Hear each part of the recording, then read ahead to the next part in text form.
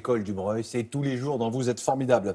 Donc Jean-Pierre s'occupe des graines, notre invité s'occupe des graines de fermier.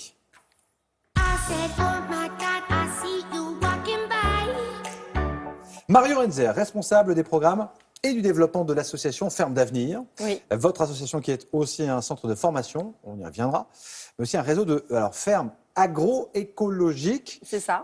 Ça veut dire quoi, agroécologique? Alors, agriculture, écologique, écologique. Donc, en fait, on promeut une agriculture qui se veut plus écologique, plus sociale et plus environnementale, tout simplement.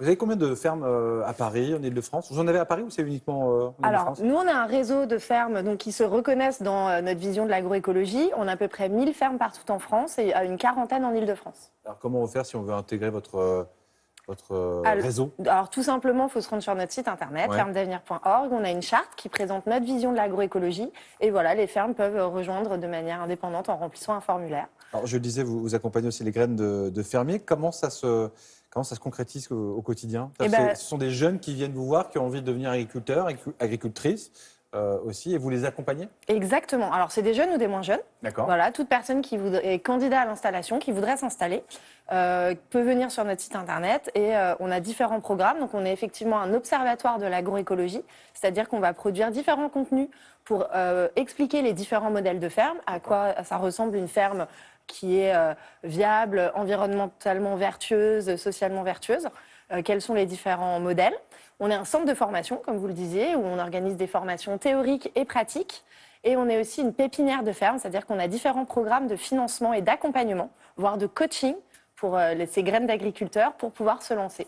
C'est intéressant. C'est quoi le profil des personnes qui viennent vous voir et qui ont envie de devenir agriculteurs? Après, quand on parle d'agriculteurs, on parle de quoi? D'éleveurs, de céréaliers, de maraîchers? Ouais, c'est tout ça en même temps? Tout ça en même temps. Nous, on a plus historiquement affaire à des gens qui veulent s'installer en maraîchage. On a plusieurs formations pour les gens qui veulent notamment apprendre le maraîchage agroécologique par la pratique. Mais on a des agriculteurs qui peuvent venir pour s'installer dans tout type de production, que ce soit effectivement éleveurs, céréaliers, maraîchers, apiculteurs, arboriculteurs. Et c'est quoi? C'est de la reconversion? Souvent on a envie de devenir agriculteur? C'est une vocation?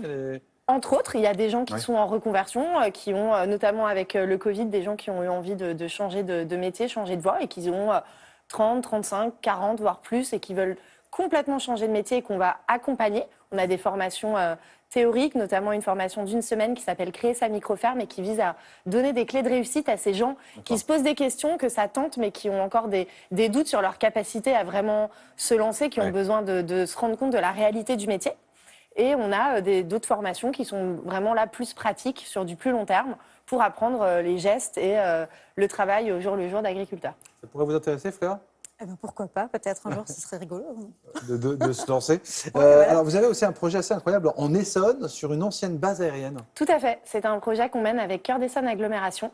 En fait, l'État, il y a quelques années, avait cédé la base 217, qui était une ancienne base aérienne, à Cœur d'Essonne Agglomération pour 1 euro symbolique. Et l'agglomération avait décidé de dédier 75 hectares de ce projet à une ferme agroécologique. Et ils ont fait appel à nous pour concevoir ce projet. C'est difficile d'accéder à la terre en Ile-de-France quand on veut s'installer? Oui, tout à fait, c'est difficile. Donc là, c'est vrai que c'était des conditions assez incroyables pour faire une ferme de cette taille-là.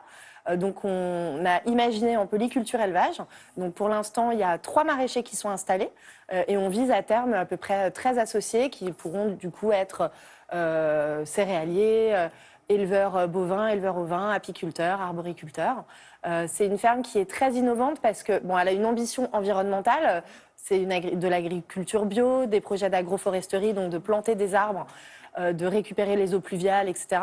Mais qui a aussi une ambition sociale parce que le but, c'est vraiment de revaloriser la condition paysanne, notamment via la création d'une société coopérative sur la ferme qui rassemble tous les acteurs de la chaîne d'approvisionnement, de la chaîne alimentaire autour de ce projet. Donc il y a évidemment les agriculteurs impliqués, les mangeurs qui sont les gens qui achètent des paniers de légumes via les AMAP du projet, mais aussi des restaurateurs parisiens, une start-up de distribution de produits agroécologiques à domicile qui s'appelle À l'Ancienne, l'agglomération, des investisseurs, des citoyens du territoire qui sont impliqués. Et tous ces gens-là sont associés de la ferme. Et ça, c'est un modèle de gouvernance qui est vraiment unique en France. Alors, Marion Enzerg, pour terminer, si vous avez quelques conseils à des personnes qui ont peut-être envie de se reconvertir, qui ont envie de se lancer, qui ont envie de devenir agriculteurs, qu'est-ce que vous pourriez leur dire?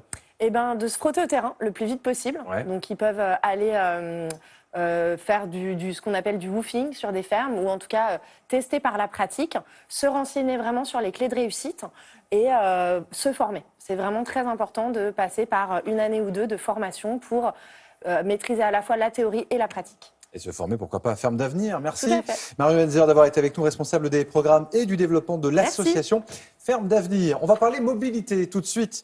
Vous avez l'habitude d'utiliser peut-être votre vélo ou le RER Vélo, plutôt. Vélo pour Fleur.